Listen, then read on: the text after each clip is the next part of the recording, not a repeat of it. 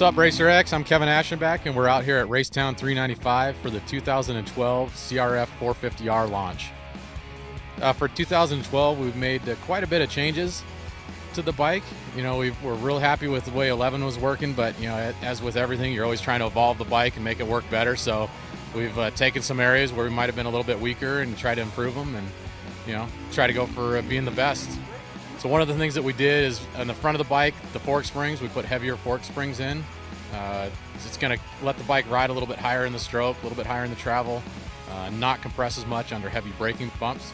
Another thing that we've done for the front is stiffer fork outer tubes, as well as some interior components of the forks. What that does is it lets the bike track a little bit straighter, a little bit more stable. When it gets rutted and really rough, the bike tracks straight, won't crawl out of ruts or anything. Another thing adding to the front in the stability and kind of like going along with the rigidity is the front axle collars. So like kind of all those three things kind of play together and improve into the front end, so the bike tracks straighter, stays truer, holds the line better. Another thing that we've done in the rear, we've gone to new linkage. The linkage limits down travel by about 5 millimeters. So when the bike, you're coming in, heavy braking bumps, the rear of the bike is going to want to pick up. What that does is it keeps the bike down lower, keeps it planted. The bike hooks up, the wheel's able to move freer and kind of stay connected to the ground. And then on acceleration out of the corners, the bike also hooks up better. Going along with the acceleration and the bike hooking up, for 2012, we've gone with the Dunlop MX51 front and rear tire.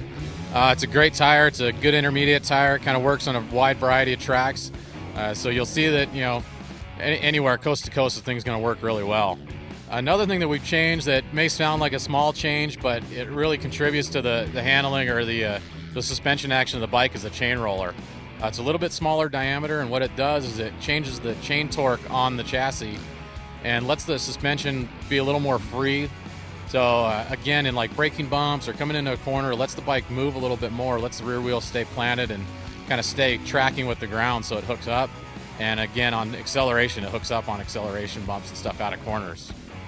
Another change for 12 is the foot pegs. Got a wider platform. It's about 7 millimeters wider front to back and about 5 millimeters wider side to side. Gives a lot more stable platform. You're able to feel the bike underneath you and grip the bike a lot better. And as well as being wider, they're also a different design that doesn't pack up. They're a lot more free flowing. As far as mud, you can just kind of go right in the top and out the bottom. Doesn't get trapped up and packed with mud like has happened in some previous years.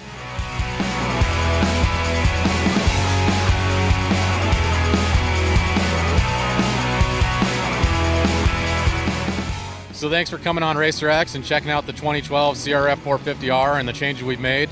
Go ahead and pick one up, head down to your local Honda dealer. They're ready now.